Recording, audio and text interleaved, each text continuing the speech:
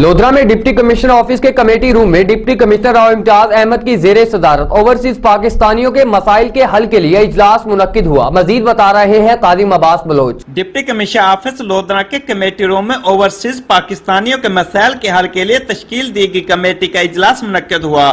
Deputy commissioner Rao امتیاز احمد نے اجلاس کی صدارت کی۔